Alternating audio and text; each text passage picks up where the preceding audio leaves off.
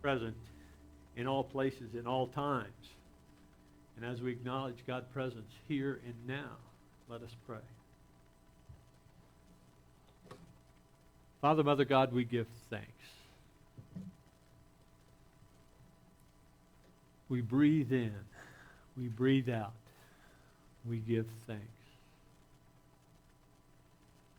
We open ourselves to the awareness of your presence in this moment. We open ourselves to the awareness of your presence in every relationship, in every circumstance. We see you here now, always.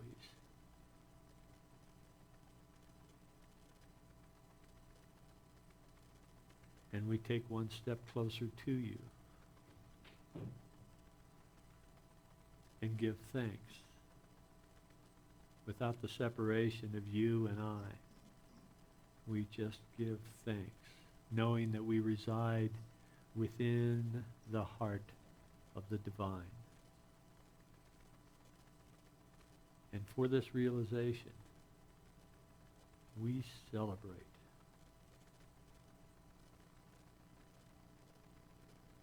Amen.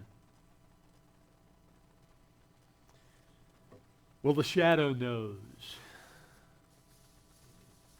Most of you are old enough to remember the shadow knows, right? I mean, back in the radio days. Actually, I never listened to it, but that phrase was always haunting to me. The shadow knows. Oh, my God. Well, we have hopefully laid a groundwork over the course of the last several weeks for the realization that the teachings that we encounter here in Unity are teachings that are not woo-woo or far-fetched, but rather they have, let's say they have an opportunity in science. And so I've been very interested in this idea that when we are conscious of something, it comes into awareness anyway. And the idea that it actually comes into being when we are conscious of it. The Buddhists have had this teaching that reality actually manifests and dissolves in each moment, in each instant. And this idea that reality manifests and dissolves in each moment is very intriguing to me. There is,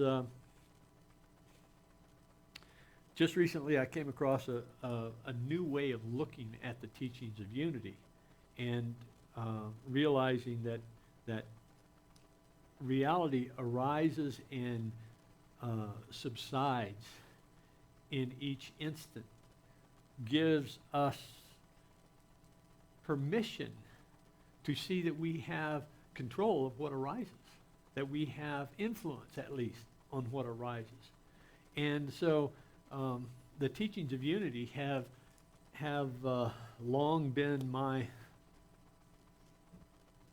The word succor comes to mind, S-U-C-O-R. I'm not sure whether... But the sustenance, the nutrition, the juice of life for me. But I just recently came across an idea that was articulated by a friend of mine. She was a classmate of mine, Jane Drotar. She subsequently married Gary Simmons. Gary Simmons has long been a consultant in ministry practices within Unity Worldwide Ministries. But he and Jane got married, 5 years or so after ministerial school. And they, about 2 years ago, took a ministry in Spokane, Washington. And in that ministry, that was the first ministry that Gary Simmons has had in a couple of decades, because he's been doing this work within the Unity movement of consulting on spiritual practices with various churches around the movement. But he is now with his own ministry, he and Jane, and they are putting into practice the things that he has been consulting over the course of the last couple of decades. And of course, those ideas have evolved in his own mind. So he really is on the, he and Jane, I say he, but they are absolutely a co-equal partners in ministry. They are implementing these ideas, these leading edge ideas, in the ministry in Spokane. And they have identified two different kinds of teachings in unity. One kind of teaching is they've termed translational teachings, and the other transformational teachings. And I think it will be useful for us to understand what they're getting at, because we are going to be moving more and more into understanding and applying the transformational teachings of unity. The idea is that translational teachings are those that are intended to improve or translate a moment from a difficulty or a hardship to an opportunity or to something to leverage within the context of creating a more favorable experience. So, some situation that you have that you want to transform, that you want to look differently upon, that you want to integrate in a different way in your own experience, that would be a translational teaching or a translational practice. Translational teachings are focused on creating a more enhanced, confident, empowered, and authentic self-system.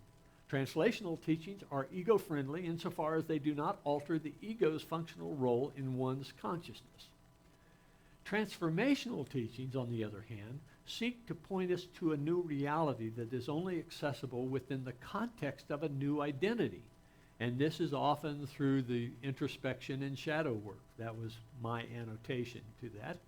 Transformational teachings wreak havoc on the ego because their focus is not about survival or making things better. They point us away from the familiar and compel us to embrace the disowned and orphaned parts of ourselves. These teachings are more difficult to engage because our ego tends to undermine any intentional effort to explore our own interiors and face our own demons. So the transformational work is about shadow work. It's about delving into those parts of us that we have denied, that we have disowned, that we have ignored. And those parts of ourselves that we have denied or disowned, that typically arises early on. You know, we are born into this world as individual incarnations, but we are, by nature, we are very social. And our first social system is what? Our family, right? And our family has a significant influence on how we ground ourselves in this new reality that we've come into from the womb. And we have, in that encounter with this new reality, we have a great need for support, for understanding, for integration of this new experience.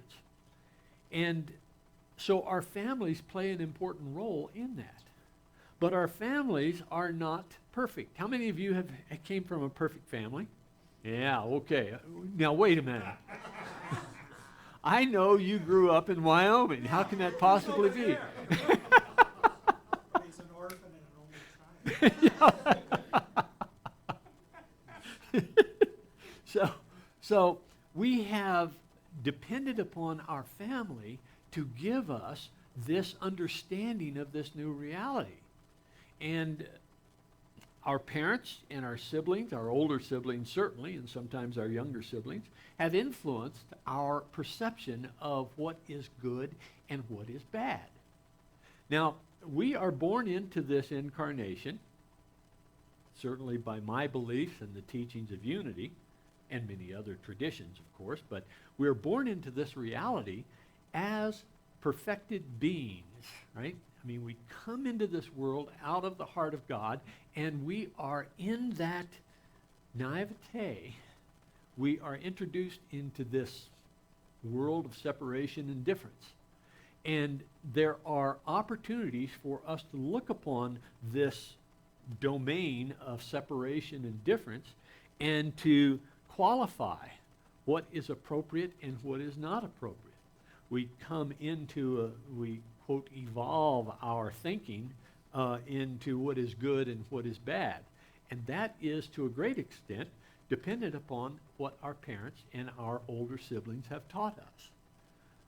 My 2-year-old granddaughter, Mackenzie, I look back at, if I can remember that far back, a whole 7 years ago, when my oldest grandson, Troy, was 2 years old, and what he was going through as being the only child. Right? He was basically, we were hovering grandparents and hovering parents, and Troy was very carefully guided through this new experience. Well, along came Alexandria 3 years after Troy was born, and Alexandria was being shepherded by grandparents and by parents and by Troy.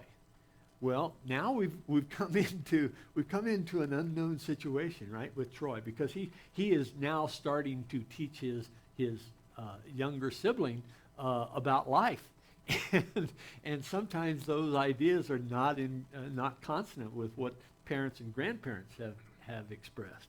And then we have Mackenzie, who came in 4 years after that, and she is now absorbing Troy and Alexandria. I mean, these are her major teachers. Parents and grandparents, they certainly have some influence, I would hope. But as Troy and Alexandria have more sibling influence on Mackenzie, I have some concerns. Well, anyway, I digress. So our shadow arises when we have been told that some aspect of ourself is not acceptable, or some aspect of ourself is not good, or some aspect of ourself is sinful or shameful. And so we take that aspect of self, and this happens very early. We take that aspect of self, and we can't get rid of it, but we can ignore it. We can deny it. We can put it into a place where we don't have to acknowledge those aspects of self which have been declared to be inappropriate or shameful or, that. So this shadow then starts to accumulate those things which we have as integral parts of ourselves that have been shunted aside. And that process actually continues for our lives. So we go to school, and now we're engaged with another community of peers, and that community of peers will have influence.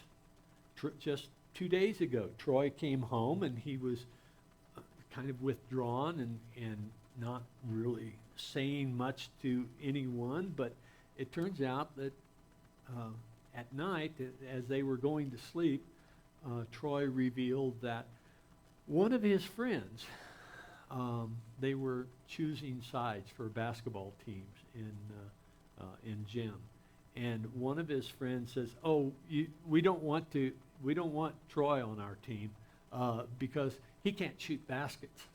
Okay, so that piece of information, I can't shoot baskets, I shove into my shadow because I don't want to accept the fact that I can't shoot baskets, but nonetheless it's been declared as truth that I can't shoot baskets. So I push it down here, and I may go along about my business, but that shadow still contains that declaration of I can't shoot baskets. Now, what effect is that going to have on Troy's basketball skills? Right? It's going to define for him that, oh, basketball is not my sport. Why? Because one kid in 4th grade declared that I can't shoot baskets, so I must not be a good basketball player. So how do you counter that? First of all, how do you acknowledge that as an adult who's had this experience? Let's go forward 20 years, okay? And now Troy is 29, going on 30, and he is invited to an intramural basketball team that at work, right? I mean, he's doing something somewhere, and they put together this basketball team for after-hours activity, and he's invited to play basketball, and what is his response? Oh, I can't shoot baskets. I can't play basketball. I've never been able to shoot baskets. I've never been good at basketball. Well, okay. So you say, so what? He's not going to participate in the intramural basketball team. Well, it turns out that intramural basketball teams can be a very bonding experience for a work team, right? So he has this opportunity that he has rejected because of something that someone said 20 years ago when he was in 4th grade that he can't shoot baskets. Blech! Well, that takes on even more significance when these are not skills that have been denied, but rather characteristics that have been denied. For instance, if the parent teaches the child that you should not cry, what happens? The opportunity to release emotions is shoved down into the shadow because I'm a man, I shouldn't cry. And now I no longer have available to me the tools that is going to allow me to grieve completely, that's going to allow me to express my deepest sorrowful emotions. What happens then? If I'm not able to express my deepest, most sorrowful emotions, how is that going to affect my relationships? You see, those things that we deny, that we ignore, that we shunt into this shadow are aspects of experience that prevent us from having a full, rich experience of life. And the rejection of the shadow is one that we need to shift our focus. It's said that you cannot become enlightened until your whole self has experienced light.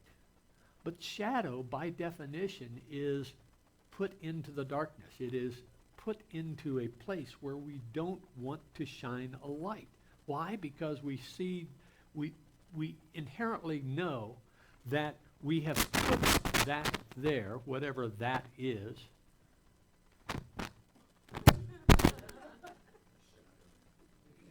The shadow knows. All right.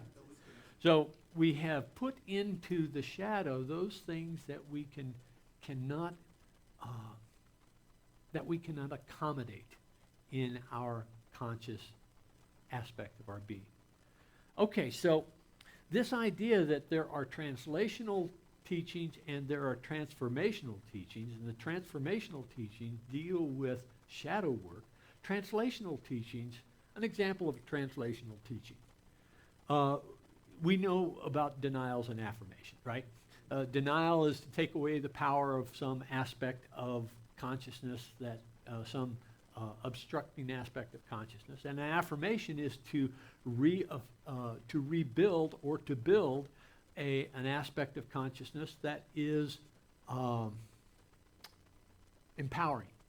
So a denial might be related to Okay, I've got this fellow that I know at work. His name is Fred. And in the past, Fred has always been negative. He's never been friendly. He's always been this kind of looming presence that is going to judge me adversely. Okay, so there's that fellow Fred that I have learned to avoid.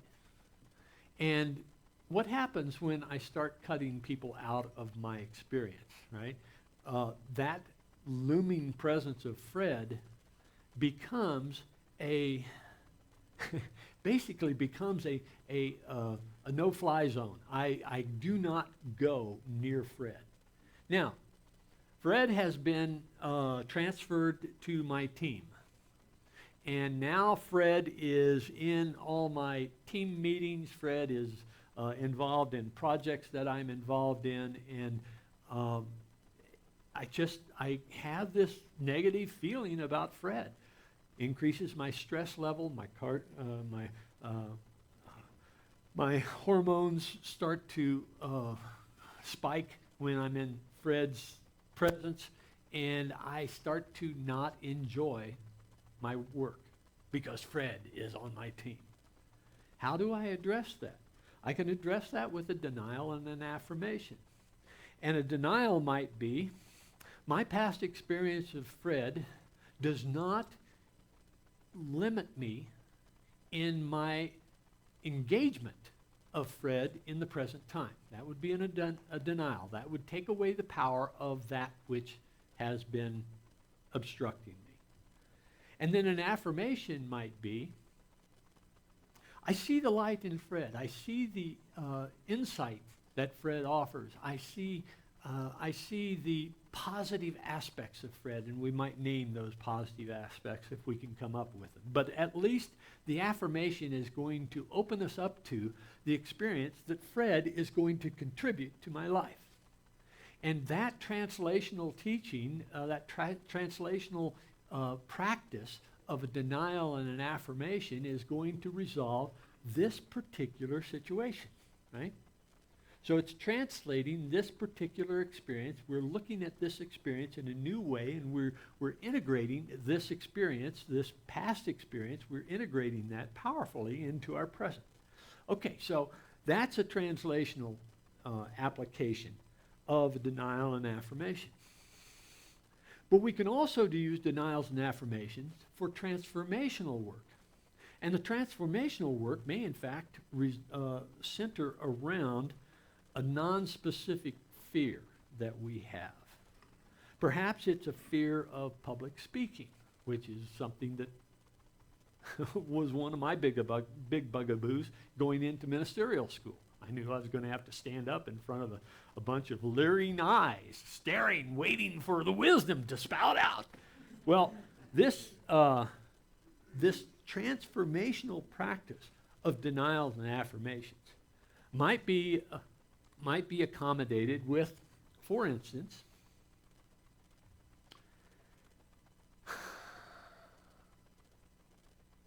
in my past, I have had certain instances where I have interacted with someone that doesn't look like me. Maybe someone of a different ethnicity or someone of a different race, that my experience has been negative. So I may have a deep-seated fear of interacting with someone that represents or someone that is associated with that category of people, that race or that ethnicity or that nationality.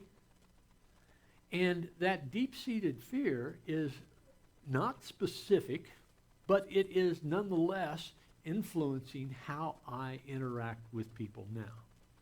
Okay, so if I'm going to shift my fear, then if I'm going to dissolve my fear, then I have to transform that deep-seated stuff.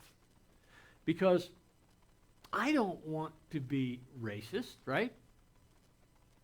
I've shoved my racist experience into my shadow. But that shadow, that racist experience, follows me everywhere I go, and it influences how I interact with anybody that looks different than me, anyone that speaks a different language than me, perhaps, anyone that's outside of my tribe. And so I have to shift that if I'm going to release myself from the dictates of that submerged fear.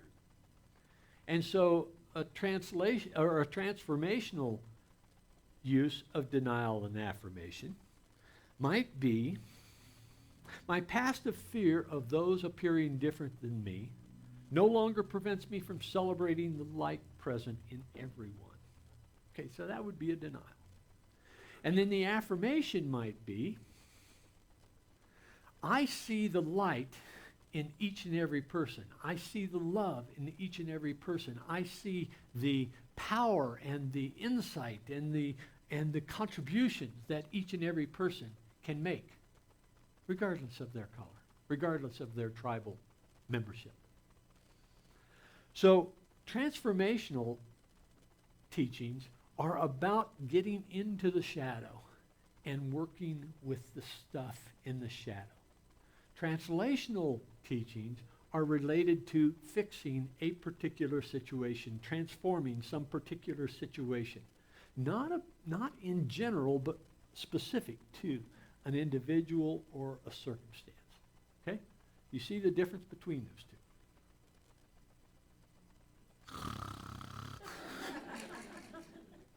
Why is this important?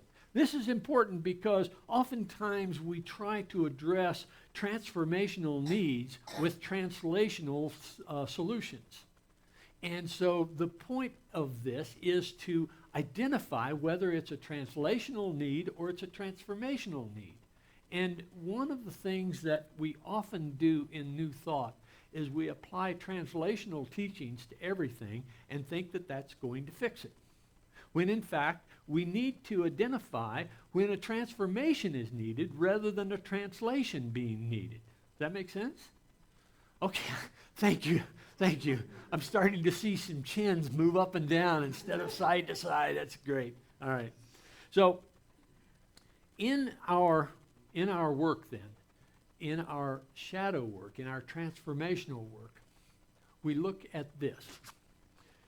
In John 16, verses 12 and 13, Jesus offered this interesting phrase. Now, whether or not he was addressing the shadow needs or not, I don't know. But it's interesting that he never did correct. He never did fill in, according to Scripture anyway, he never did fill in the things that he is speaking of here. He says, I still have many things to say to you, but you cannot bear them now. Oftentimes, when we are doing shadow work, we cannot bear it. We shy away from it because it's something that we have put away and we don't want to pay attention to it, and our ego is going to stand up and say, oh no, that's not a problem. Just don't worry about that. Just continue on your happy way, and then we will continue to be unenlightened. We will not pay attention to what is in the shadow, because if we pay attention to what is in the shadow and we resolve those things that are in the shadow, we actually have a chance of releasing our need for this belief that we are separate from each other and from God. And, of course, in miracles, defines the ego as that aspect of consciousness which insists upon separation from each other and from God. So as we work with the shadow, we are actually making available the integration of our whole self, the celebration of those aspects of ourself that had been shameful in the past, that have been rejected in the past or denied in the past. And until we shine a light in that area of shadow, we do not have the opportunity to come into the fullness of who we are.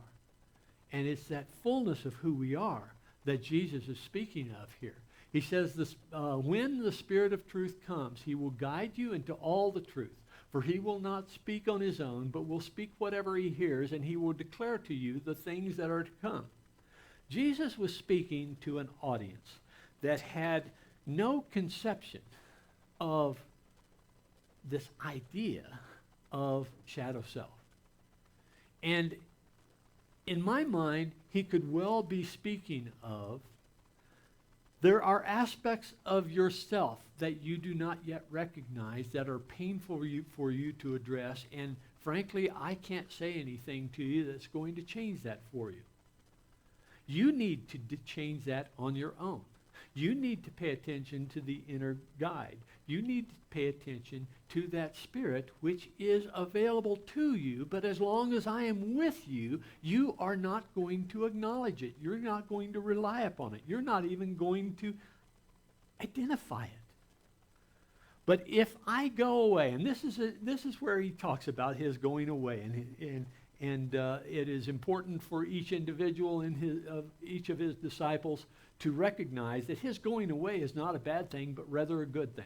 It's because his going away is going to take away their external crutch.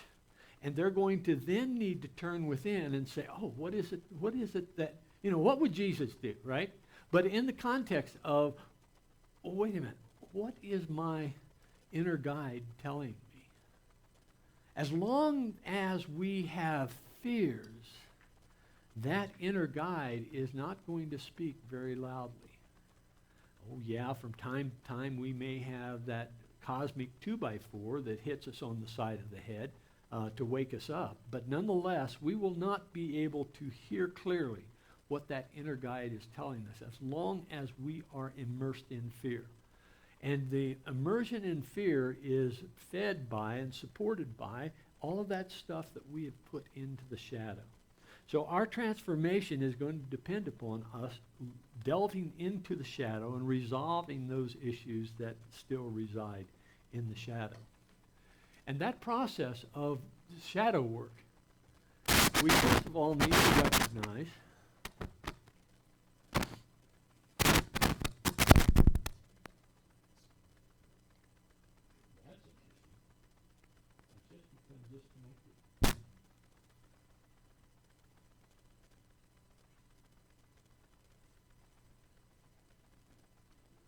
Okay, I think we're connected now. Okay, so the shadow work. Number one, no emotion is bad. As we do shadow work, we will encounter emotions because we have put stuff into that area which we have rejected, we have found to be shameful, we have denied in one way or another. And as we acknowledge those aspects of self that reside in the shadow, emotions will arise. Number two, identifying what is in the shadow. Identifying what is in the shadow. Usually, what is in the shadow has something to do with, I'm not good enough, I'm not present enough, I'm not capable enough. The not enough phrase is added to I am whatever that is. So I am not enough. And what kind of an obstruction is that? That is the kind of obstruction that you don't even notice. I mean, I can't shoot baskets, right? And that piece of stuff that we've shoved into the shadow has to do with our not being enough of something. So, acknowledging the shadow and then investigating with compassion.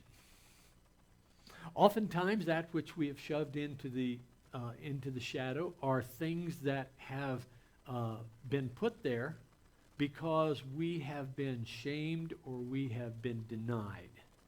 And it is important for us to, as we investigate the shadow, as we identify the shadow aspects of self, that we are compassionate with ourselves. And then, come back. The shadow is often and mostly populated by things that occurred when we were younger. It is said that we have fears that arise from tensions that were present in our parents at the time of our birth. Now think about that.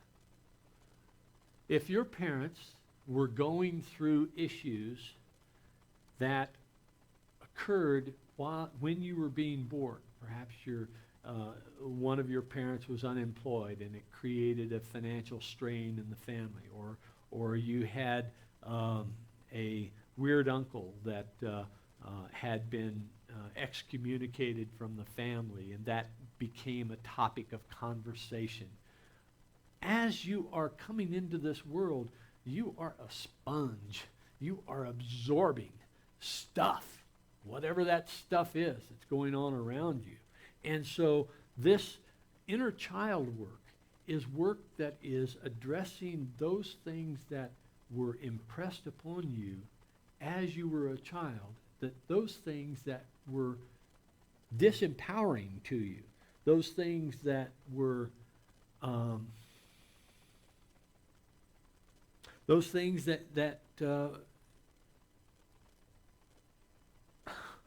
that you rejected, or that were rejected for you, those judgments that were laid upon the circumstances, situations, people that were in your life in the early days.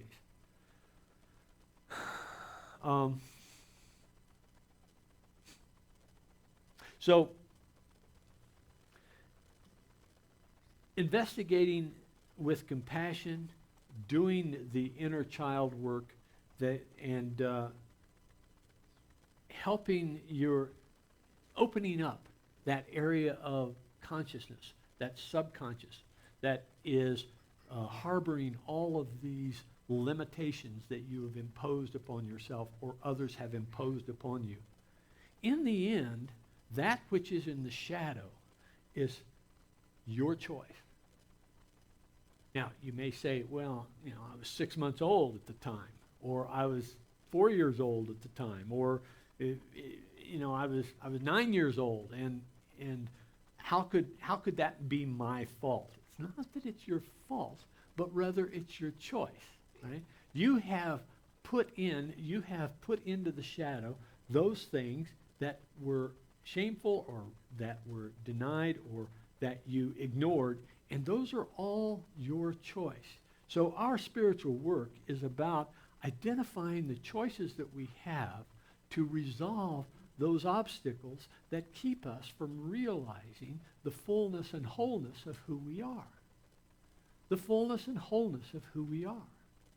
That's our objective. That's where we're headed in this spiritual journey, is to acknowledge the fullness and wholeness of who we are. And there is no other person on the planet that can do that work than you. You are the one. You are the one to transform yourself. And yes, you can rely upon assistance from others. You can travel to India, and you can be the disciple of a guru. You can spend $10,000 on a weekend and get all hyped up, pumped up, and resolve that you are the perfect manifestation of the divine self, and you can show up to work on Monday, and your boss can destroy that entire weekend experience for you. Unless you have dealt with the shadow. The transformational work is where we're headed. And in that acknowledgement that, yeah, it may not be so easy, but yeah, it's going to be powerful. We'll have our meditation.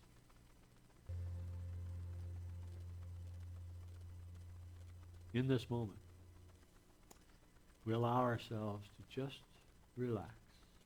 There is no agenda that we must follow. There is no goal that needs to be achieved. In this moment, let us just be present.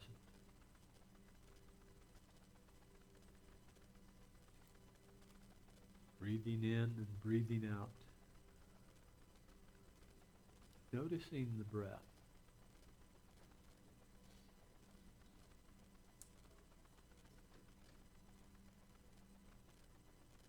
taking a full lung of air, notice how that refreshment of the body spreads from the torso into our extremities.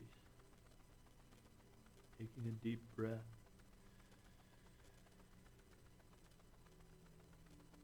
Feel how that moves through us.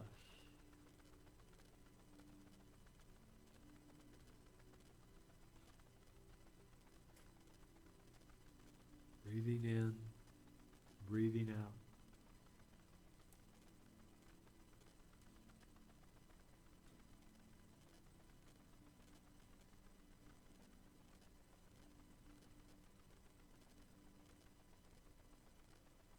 Let us ask ourselves this question. Of what am I most afraid?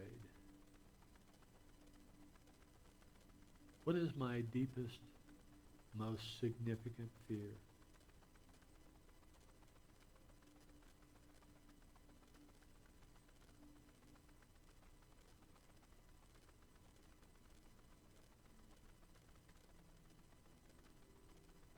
Or if nothing comes to mind, about what things do I become irritated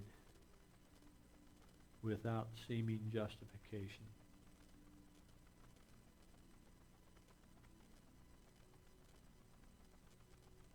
What are my hot buttons that push me over the edge?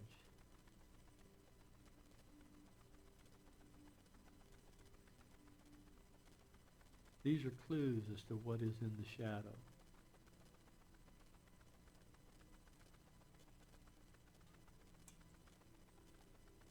Delving into the shadow can be challenging. The ego wants to keep you out of there. Don't mess with that stuff, it says. It's there for a reason. Let sleeping dogs lie.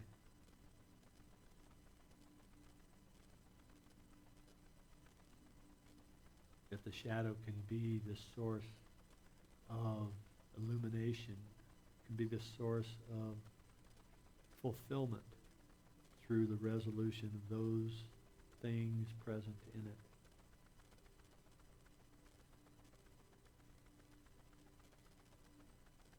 So we attend to that which causes us fear. And we ask why. Why am I fearful? Why am I angry? Which is another form of fear.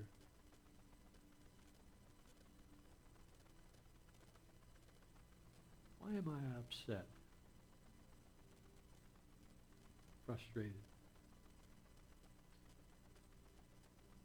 Out of balance?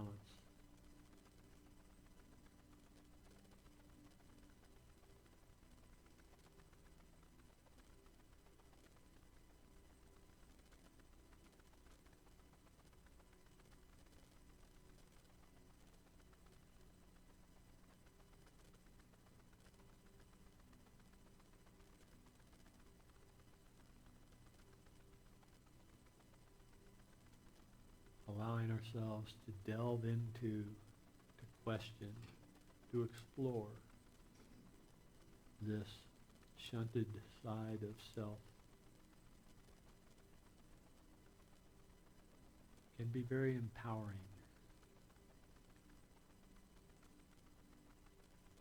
And as a serious spiritual explorer, I am willing to step into this unknown land, into this dark territory of rejected self, and realize that wholeness comes from the resolution of those denied aspects of self.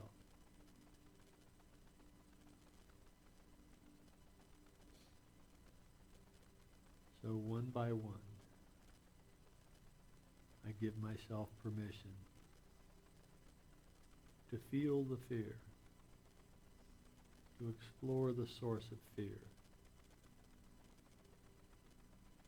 compassionately resolve the fears and to nurture myself, to compassionately nurture myself.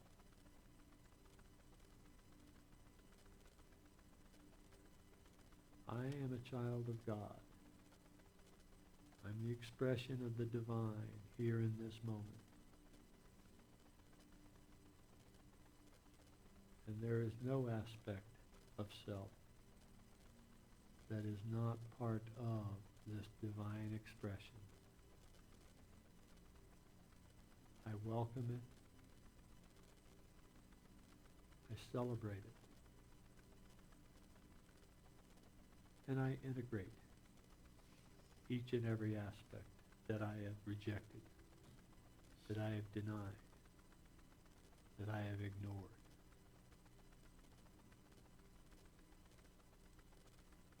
I am a living, loving expression of the Most High,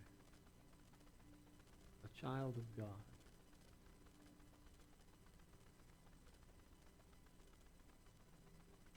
I am to God as the wave is to the ocean. And the presence of God is within me as the ocean is in the wave.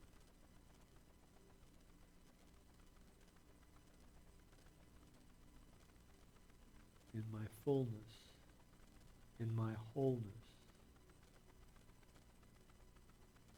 I am a capable expression of love. Here, now.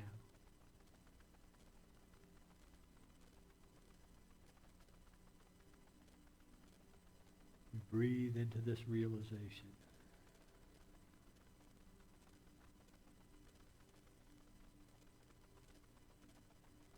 We affirm that this is true.